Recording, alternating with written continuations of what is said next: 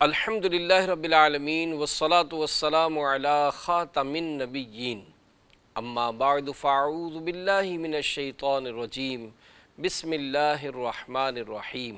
فیضان شعبان دعائے عطار یا رب المصطفیٰ، جو کوئی 17 صفحات کا رسالہ فیضان شعبان پڑھ یا سن لے، اسے اپنے پیارے پیارے آخری نبی محمد عربی صلی اللہ تعالیٰ علیہ وآلہ وسلم کے پیارے مہینے شعبان المعظم میں خوب عبادت کرنے کی توفیق عطا فرما اور اس کو بے حساب بخش دے، آمین بجاہ النبی الامین صلی اللہ علیہ وآلہ وسلم۔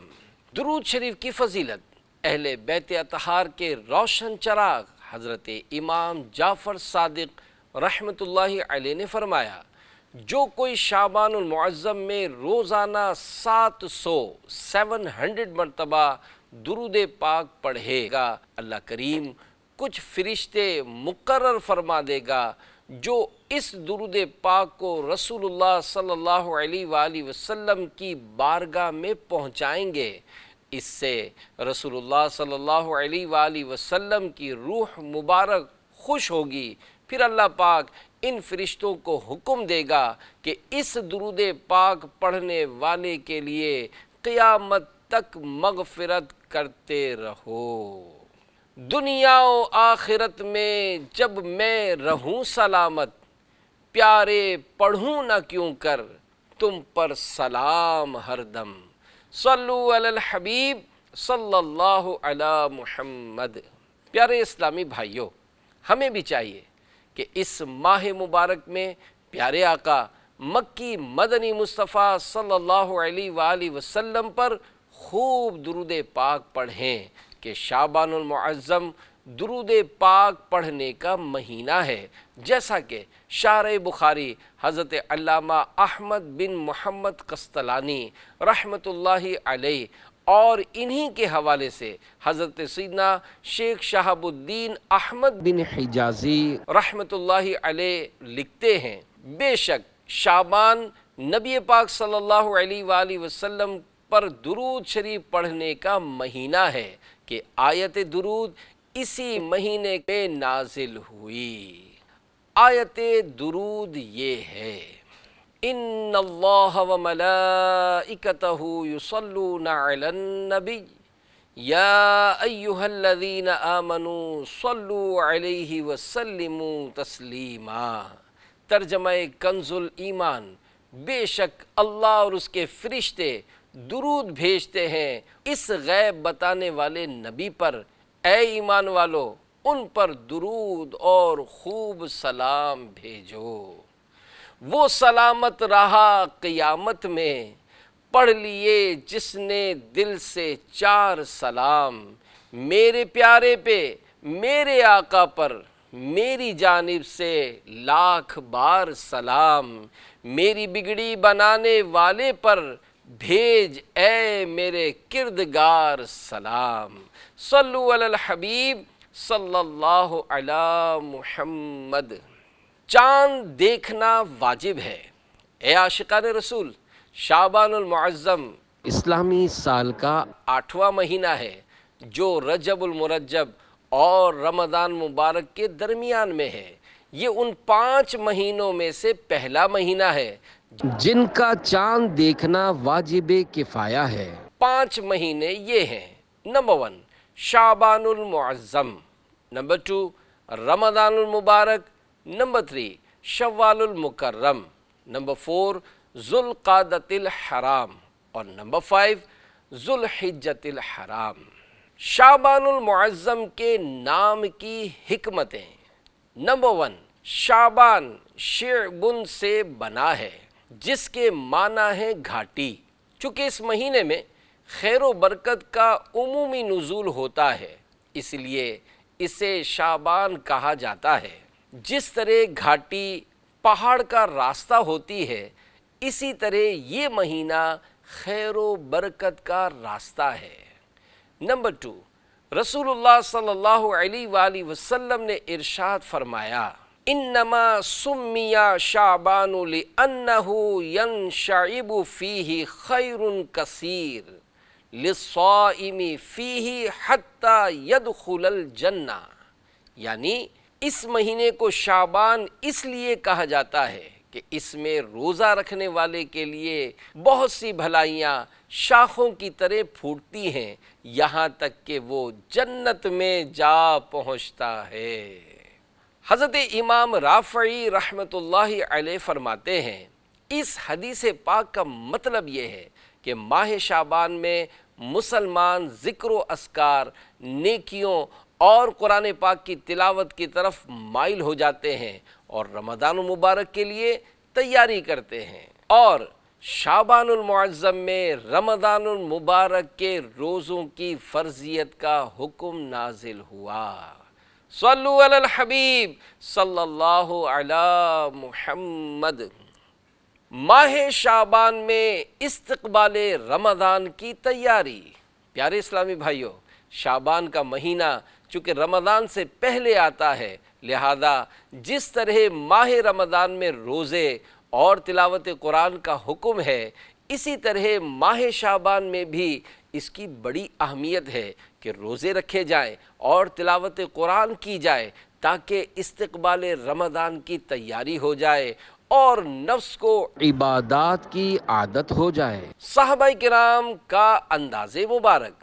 جنتی صحابی حضرت انس رضی اللہ عنہ فرماتے ہیں شعبان کا مہینہ آتا تو مسلمان قرآن کریم کی تلاوت میں مشغول ہو جاتے، اپنے مالوں کی زکوٰۃ ادا کر دیتے تاکہ کمزوروں اور مسکینوں کو بھی رمضان کے روزوں کی طاقت ملے۔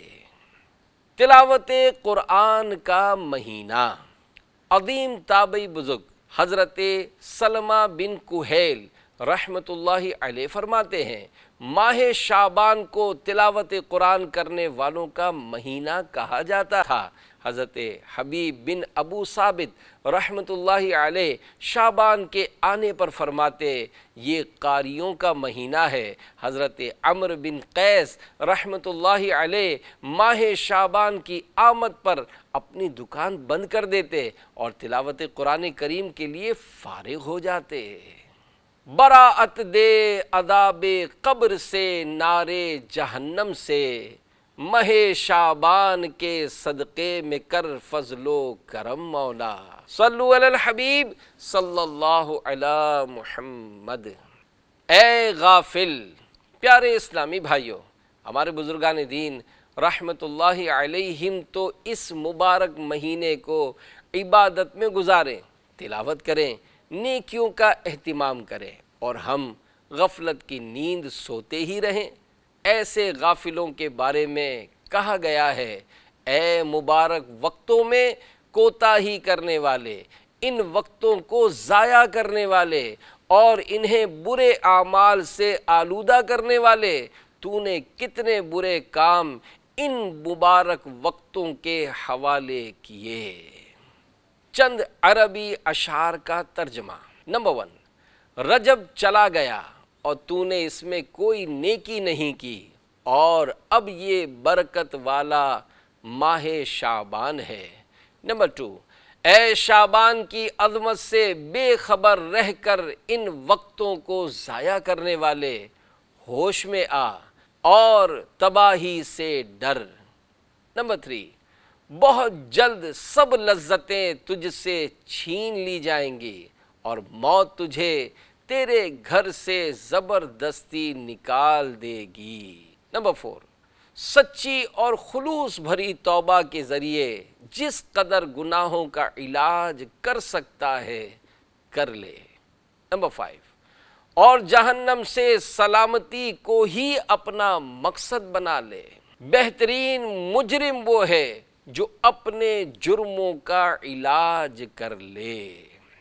مختصر سی زندگی ہے بھائیو، نیکیاں کیجئے نہ غفلت کیجئے۔ صلو علی الحبیب صلی اللہ علی محمد۔ شعبان المعظم میں کیا ہے؟ حضرت ابو معمر رحمۃ اللہ علیہ فرماتے ہیں ماہ شعبان نے بارگاہ الہی میں عرض کی، اے میرے رب، تو نے مجھے دو عظمت والے مہینوں رجب اور رمضان مبارک کے درمیان رکھا ہے، تو نے میری کیا فضیلت رکھی؟ اللہ پاک نے ارشاد فرمایا، میں نے تجھ میں قرآن پاک کی تلاوت رکھ دی۔ پیارے اسلامی بھائیوں، شعبان المعظم میں خوب نیکیاں کیجئے اور خوب ذکر و اذکار، درود پاک اور تلاوت قرآن کریم کر کے اس عظمت والے مہینے کی خوب تعظیم کریں۔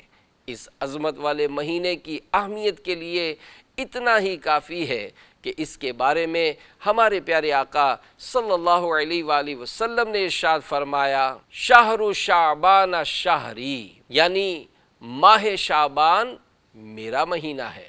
صلو علی الحبیب صلی اللہ علی محمد۔ اللہ پاک کے آخری نبی مکی مدنی محمد عربی صلی اللہ تعالی علیہ وآلہ وسلم جیسے رمضان کے روزوں کی تیاری فرماتے، ایسے ہی شعبان کے روزوں کی بھی تیاری فرماتے۔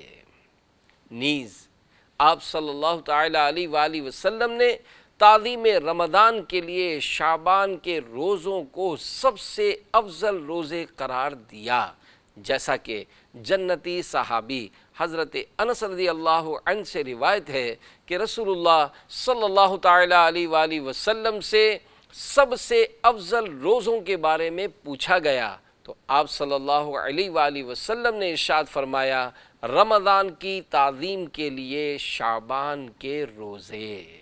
صلو علی الحبیب صلی اللہ علی محمد۔ روزوں کی عادت۔ شعبان المعظم کے روزوں کی ایک حکمت یہ بھی بیان کی گئی کہ شعبان المعظم کے روزوں سے رمضان کے روزوں کی مشق یعنی پریکٹس ہو جائے، تاکہ رمضان کے روزوں میں مشقت اور تکلیف محسوس نہ ہو، بلکہ تب تک بندے کو روزوں کی عادت ہو چکی ہو اور رمضان سے پہلے شعبان میں روزوں کی مٹھاس اور لذت کا احساس ہو چکا ہو۔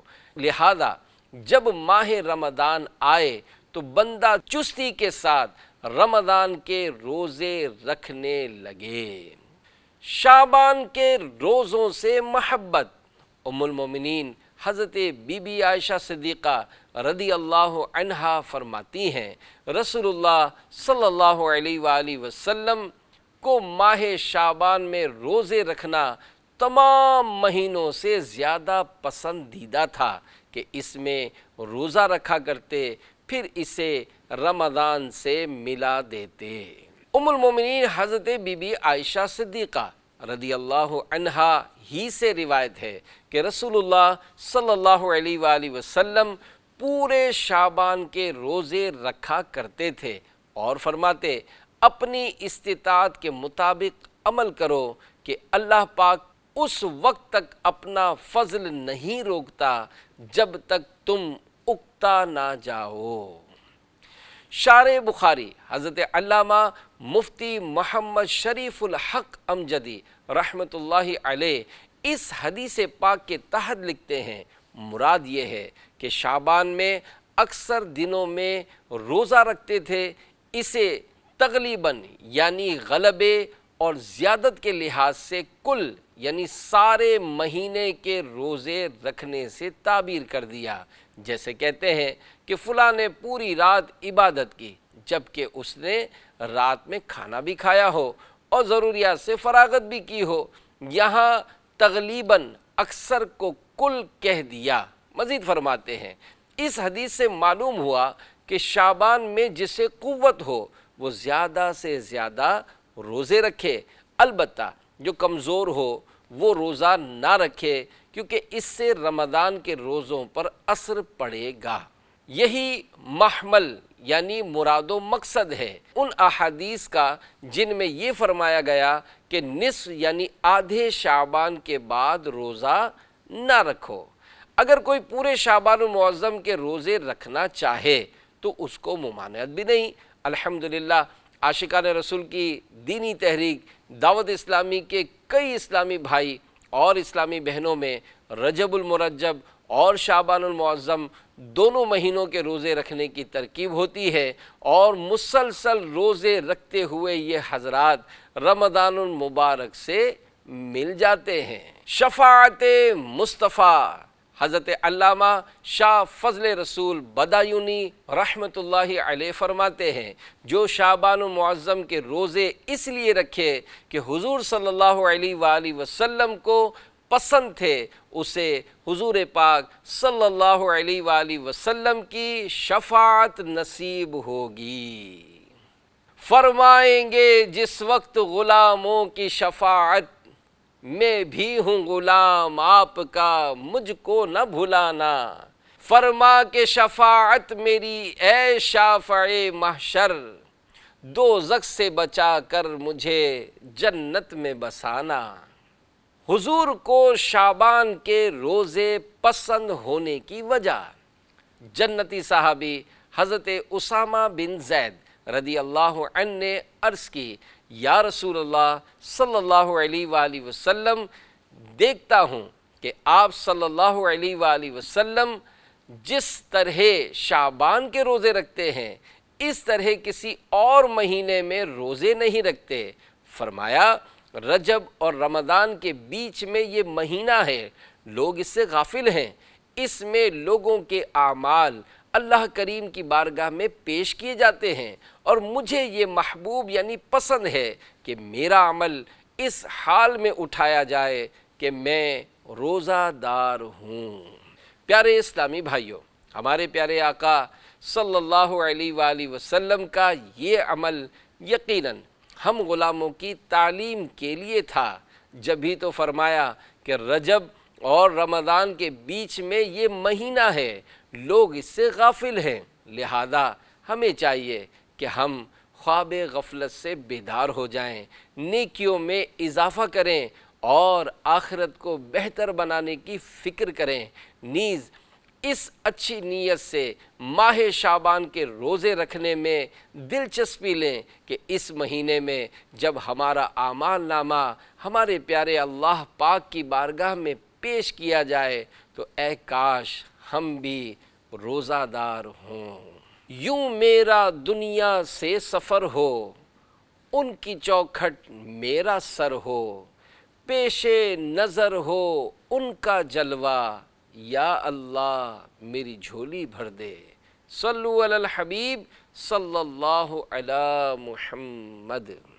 شب براءت، پیارے اسلامی بھائیوں، شعبان المعظم کی 15ویں رات یعنی شب براءت بڑی بابرکت رات ہے۔ اس رات اللہ پاک کی خوب رحمتوں برکتوں کا نزول ہوتا ہے۔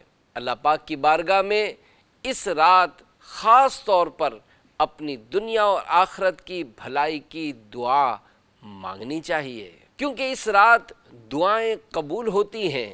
اللہ پاک کے آخری نبی محمد عربی صلی اللہ علیہ وآلہ وسلم نے 5 راتوں کے بارے میں فرمایا کہ ان میں دعا رد نہیں کی جاتی، جن میں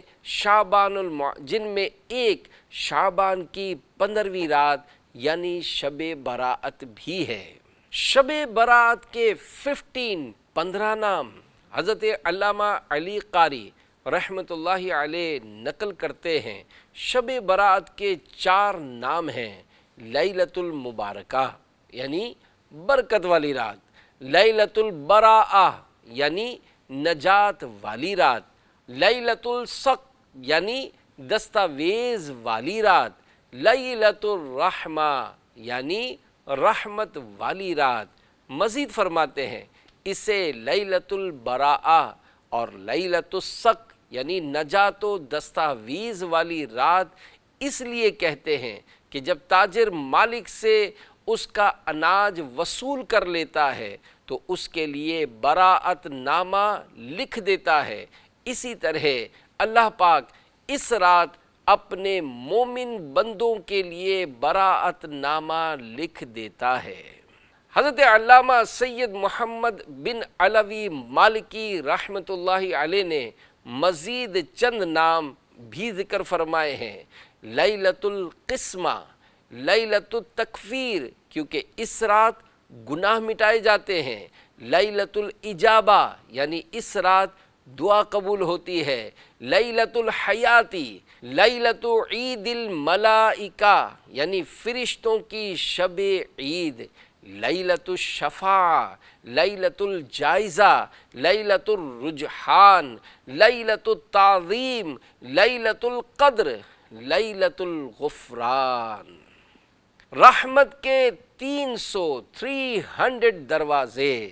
جنتی صحابی حضرت ابی بن کعب رضی اللہ عنہ فرماتے ہیں رسول اللہ صلی اللہ علیہ وآلہ وسلم نے ارشاد فرمایا، میرے پاس جبریل علیہ السلام شب برات حاضر ہوئے اور مجھ سے کہا اٹھ کر نماز ادا فرمائیے اور اپنا سر اور ہاتھ مبارک آسمان کی طرف اٹھائیے۔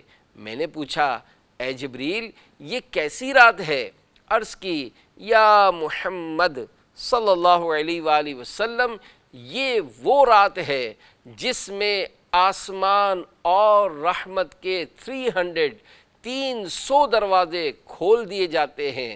اللہ پاک کے ساتھ شریک ٹھہرانے والوں، آپس میں بغض و کینہ رکھنے والوں، شرابیوں اور بدکاروں کے علاوہ سب کی مغفرت کر دی جاتی ہے۔ ان لوگوں کی اس وقت تک مغفرت نہیں ہوگی جب تک سچی توبہ نہ کر لیں۔ البتہ شراب کے عادی کے لیے رحمت کے دروازوں میں سے ایک دروازہ چھوڑ دیا جاتا ہے یہاں تک کہ توبہ کر لے۔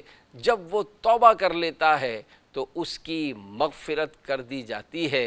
اسی طرح کینہ رکھنے والے کے لیے بھی رحمت کے دروازوں میں سے ایک دروازہ کھلا چھوڑ دیا جاتا ہے یہاں تک کہ وہ اپنے ساتھی یعنی جس سے کینہ رکھتا ہے اس سے بات چیت کر لے۔ اسی طرح کینہ رکھنے والے کے لیے بھی رحمت کے دروازوں میں سے ایک دروازہ کھلا چھوڑ دیا جاتا ہے یہاں تک کہ وہ اپنے ساتھی سے بات چیت کر لے۔ جب وہ اس سے بات چیت کر لیتا ہے تو اس کی بھی مغفرت کر دی جاتی ہے۔ حضور اکرم صلی اللہ تعالی علیہ وآلہ وسلم نے ارشاد فرمایا اے جبریل اگر وہ اپنے ساتھی سے کلام نہ کرے یہاں تک کہ شب براءت گزر جائے تو حضرت سیدنا جبریل علیہ السلام نے عرض کی کہ اگر وہ اسی حالت پر برقرار رہا یہاں تک کہ نزع کا عالم طاری ہونے کے سبب اس کے سینے میں سانس اٹکنے لگ جائے تب بھی اس کے لیے دروازہ رحمت کھلا رہتا ہے۔ اگر وہ موت سے پہلے کینہ مسلم سے توبہ کر لے تو اس کی توبہ مقبول ہے۔ پھر حضور انور صلی اللہ علیہ وآلہ وسلم جنت البقیع کی طرف تشریف لے گئے اور سجدے میں جا کر ان الفاظ میں دعا مانگی، اعوذ بعفوک من عقابک واعوذ برضاک من سخطک واعوذ بک منک جل ثناؤک لا ابلغ الثناء علیک انت کما اثنیت علی نفسک۔ اے اللہ پاک میں تیرے عذاب سے، تیری معافی، تیری ناراضی سے تیری رضا اور تجھ سے تیری پناہ طلب کرتا ہوں۔ تیری تعریف بلند ہے، میں تیری تعریف کا حق ادا نہیں کر سکتا۔ تیری حقیقی شان وہی ہے جو تو نے خود بیان فرمائی۔ رات کے چوتھے پہر حضرت سیدنا جبریل علیہ السلام نازل ہوئے اور عرض کی یا محمد صلی اللہ علیہ وآلہ وسلم اپنا سر آسمان کی طرف اٹھائیے۔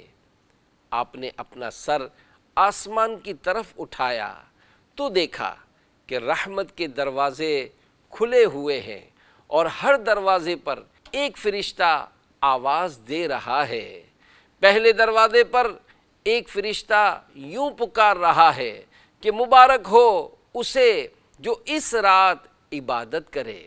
دوسرے دروازے پر بھی ایک فرشتہ یوں پکار رہا ہے کہ مبارک ہو اسے جو اس رات میں سجدہ کرے۔ تیسرے دروازے پر بھی ایک فرشتہ پکار رہا ہے کہ مبارک ہو اسے جو اس رات میں رکوع کرے۔ چوتھے دروازے پر بھی ایک فرشتہ صدا لگا رہا ہے کہ مبارک ہو اسے جو اس رات میں اپنے رب کریم سے دعا مانگے۔ پانچویں دروازے پر بھی ایک فرشتہ یوں آواز لگا رہا ہے کہ مبارک ہو اسے جو اس رات اپنے رب کریم سے دعا کرنے میں مشغول ہو۔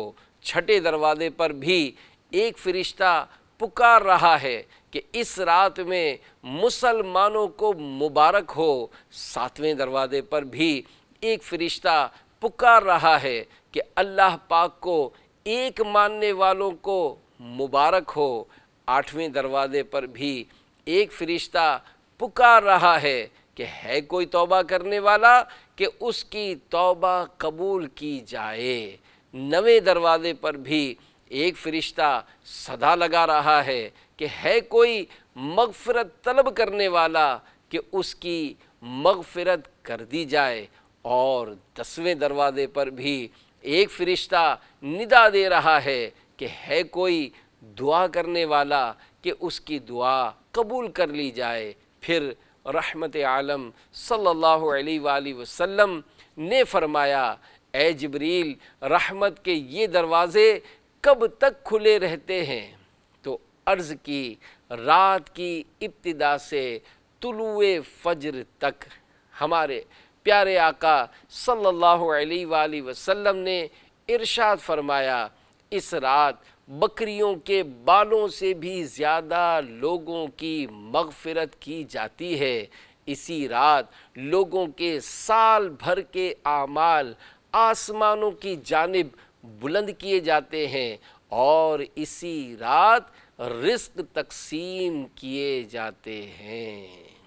رحمت کا دروازہ کھلا مانگ ارے مانگ، دیتا ہے کرم ان کا صدا مانگ ارے مانگ، بھر جائے گا کشکول مرادوں سے تیرا بھی، بن کر میرے آقا کا گدا مانگ ارے مانگ، سرکار سے سرکار کو مانگوں گا نیازی، سرکار نے جس وقت کہا مانگ ارے مانگ۔ صلو علی الحبیب صلی اللہ علی محمد۔ فرشتوں کی عید حضرت سیدنا امام ابو حامد محمد بن محمد غزالی رحمۃ اللہ علیہ لکھتے ہیں کہا گیا ہے کہ آسمان کے فرشتوں کے لیے 2 راتیں عید اور خوشی کی ہیں جیسے دنیا میں مسلمانوں کے لیے 2 عید کے دن ہیں۔ نمبر 1 15 شعبان کی رات اور نمبر 2 لیلۃ القدر، سال بھر کے گناہوں کا کفارہ۔ حضرت امام تقی الدین سبکی شافعی رحمۃ اللہ علیہ اپنی تفسیر میں فرماتے ہیں یہ رات سال بھر کے گناہوں کا کفارہ بنتی ہے۔ شب جمعہ پورے ہفتے کے گناہوں کا کفارہ اور لیلۃ القدر عمر بھر کے گناہوں کا کفارہ ہوتی ہے۔ یعنی ان راتوں میں اللہ پاک کی عبادت کرنا اور یاد الہی میں ساری رات جاگ کر گزار دینا گناہوں کے کفارے کا سبب ہوتا ہے۔ اسی لیے ان راتوں کو کفارے کی رات بھی کہا جاتا ہے۔ جنت سنواری جاتی ہے۔ حضرت کعب الاحبار رحمۃ اللہ علیہ فرماتے ہیں اللہ پاک شعبان کی 15ویں رات حضرت جبریل علیہ السلام کو جنت کی طرف بھیجتا ہے۔ وہ جنت کو آراستہ ہونے کا حکم دیتے ہیں اور فرماتے ہیں اللہ پاک نے تیری اس رات میں آسمان کے ستاروں، دنیاوی دنوں اور راتوں، درختوں کے پتوں، پہاڑوں کے وزن اور ریت کے ذروں کے برابر لوگوں کو جہنم سے آزاد فرما دیا ہے۔ صفے ماتم اٹھے خالی ہو زندہ ٹوٹی زنجیریں، گناہ گارو چلو مولا نے در کھولا ہے جنت کا۔ صلو علی الحبیب صلی اللہ علی محمد۔ شب براءت اور پیارے نبی کی عبادات۔ پیارے اسلامی بھائیوں، ہمارے پیارے نبی صلی اللہ علیہ وآلہ وسلم شب برات میں مختلف مقامات پر مختلف انداز میں عبادت فرمایا کرتے تھے، جیسا کہ حضرت بی بی عائشہ صدیقہ رضی اللہ عنہا فرماتی ہیں، رسول اللہ صلی اللہ علیہ وآلہ وسلم کھڑے ہو کر اور بیٹھ کر مسلسل نماز پڑھتے رہے یہاں تک کہ صبح ہو گئی۔ صبح تک حضور اکرم صلی اللہ علیہ وآلہ وسلم کے مبارک قدم سوج گئے تھے، چنانچہ میں آپ صلی اللہ علیہ وآلہ وسلم کے قدم مبارک دبانے لگی۔ اے عاشقان رسول، کبھی ایسا بھی ہوا کہ اپنی امت سے پیار کرنے والے پیارے پیارے آقا صلی اللہ علیہ وآلہ وسلم شب برات میں قبرستان تشریف لے گئے اور وہاں جا کر اپنے رب سے اہل قبور کے لیے دعائیں مانگیں، جیسا کہ حضرت سیدتنا عائشہ صدیقہ رضی اللہ عنہا فرماتی ہیں کہ میں نے حضور نبی کریم صلی اللہ علیہ وآلہ وسلم کو 15 شعبان کی رات جنت البقیع میں اس حال میں پایا کہ آپ صلی اللہ علیہ وآلہ وسلم مسلمان مردوں، عورتوں اور شہیدوں کے لیے دعائے مغفرت فرما رہے تھے۔ صد شکر خدایا تو نے دیا ہے رحمت والا وہ آقا، جو امت کے رنج و غم میں راتوں کو اشک بہاتا رہے۔ پیارے اسلامی بھائیوں، ہمیں چاہیے کہ رحمت و مغفرت والی اس مبارک رات کو عبادت کرتے ہوئے ذکر و دعا میں گزاریں، اپنی اور ساری امت کی مغفرت کی دعا کے ساتھ ساتھ قبرستان جا کر اپنے مرحومین کے لیے بھی دعائے مغفرت کریں۔ شب براءت میں قبرستان جانا، اللہ پاک کے آخری رسول صلی اللہ علیہ وآلہ وسلم نے ارشاد فرمایا، میں نے تمہیں قبروں کی زیارت سے منع کیا تھا، اب زیارت قبور کیا کرو کہ بے شک یہ دنیا سے بے رغبت کرتی ہے اور آخرت کی یاد دلاتی ہے۔ معلوم ہوا کہ وقتاً فوقتاً قبرستان جاتے رہنا چاہیے تاکہ قبروں کو دیکھ کر ہمارے دل میں فکر آخرت پیدا ہو۔ اپنے مرحومین کو بھی یاد رکھیے، جنتی ابن جنتی، صحابی ابن صحابی، حضرت عبداللہ بن عباس رضی اللہ عنہما سے مروی ہے کہ جب شب براءت آتی ہے تو مومن مردے اپنی قبروں سے نکل کر اپنے گھروں کے دروازوں پر کھڑے ہو جاتے ہیں اور کہتے ہیں، ہم پر صدقہ کر کے رحم کرو، اگرچہ روٹی کا ایک لقمہ ہی ہو، کیونکہ ہم اس کے ضرورت مند ہیں۔ اگر وہ صدقہ کی ہوئی کوئی چیز نہیں پاتے تو حسرت سے واپس لوٹ جاتے ہیں۔ صلو علی الحبیب صلی اللہ علی محمد۔ نواسۂ رسول کا شب براءت میں معمول، جنتی ابن جنتی نواسۂ رسول حضرت امام حسن مجتبیٰ رضی اللہ عنہ شب براءت کے 3 حصے فرماتے۔ 1/3 حصے میں اللہ پاک کے اس فرمان، یا ایہا الذین آمنوا صلوا علیہ وسلموا تسلیما، ترجمہ کنز الایمان، اے ایمان والو ان پر درود اور خوب سلام بھیجو، پر عمل کرتے ہوئے اپنے نانا جان صلی اللہ علیہ وآلہ وسلم پر درود پاک پڑھتے۔